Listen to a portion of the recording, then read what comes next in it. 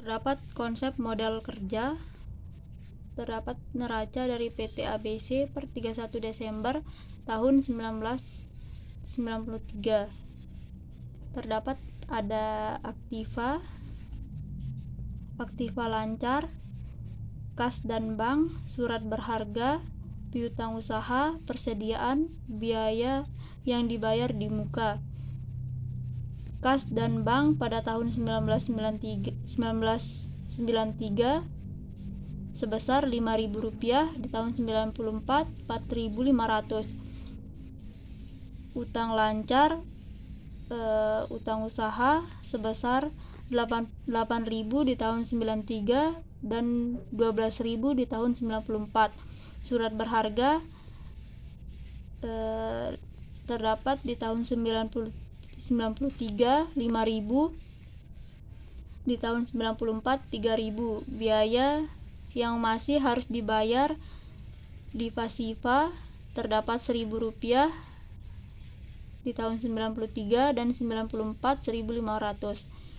Piutang usaha di aktiva di tahun 93 9.000, di tahun 94 16.000. Total utang lancar di pasiva di tahun 93 9.000, di tahun 94 13.500. Biaya yang dibayar di muka di tahun 93 Rp1.000, di tahun 94 500.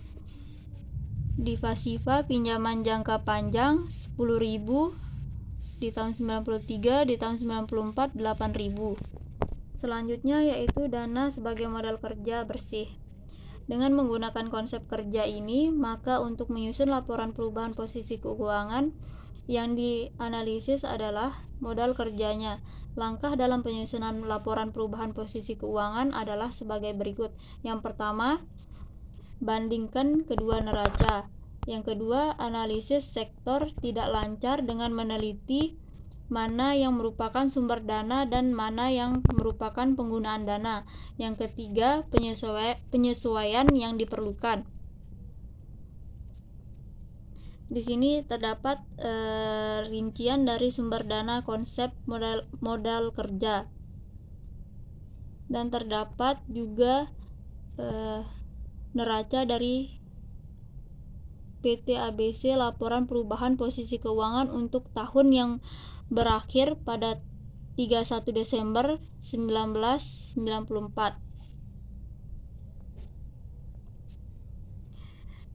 Yang selanjutnya yaitu rincian kenaikan modal kerja.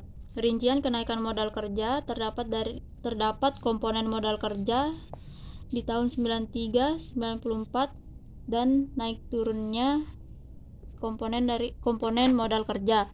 Aktiva lancar, kas dan bank, surat berharga, piutang usaha, persediaan, biaya yang dibayar di muka sesuai dengan neraca yang sebelumnya.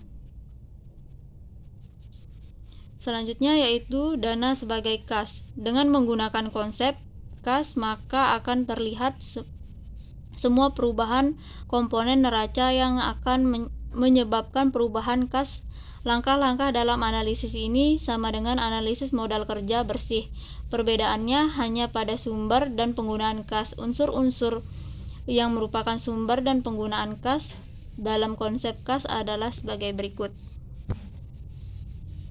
Di sini terdapat konsep kas di mana ada sumber dana dan penggunaan dana. Yang di sumber dana terdapat ada 7. Yang pertama laba, yang kedua penyusutan, yang ketiga penjualan aktiva, yang keempat tambahan utang jangka panjang, yang kelima tambahan modal saham, yang keenam tambahan utang jangka pendek, yang ketujuh penurunan atau pencairan aktiva selain lancar dan selain kas dan bank.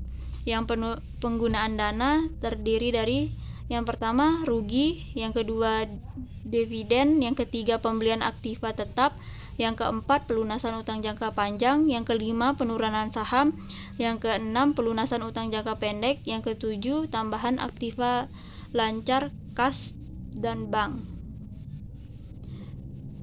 Terdapat juga konsep kas pada PT ABC, analisis arus kas yang berakhir pada tanggal 31 Desember 1994. Sekian dari pemaparan saya. Terima kasih. Wassalamualaikum warahmatullahi wabarakatuh.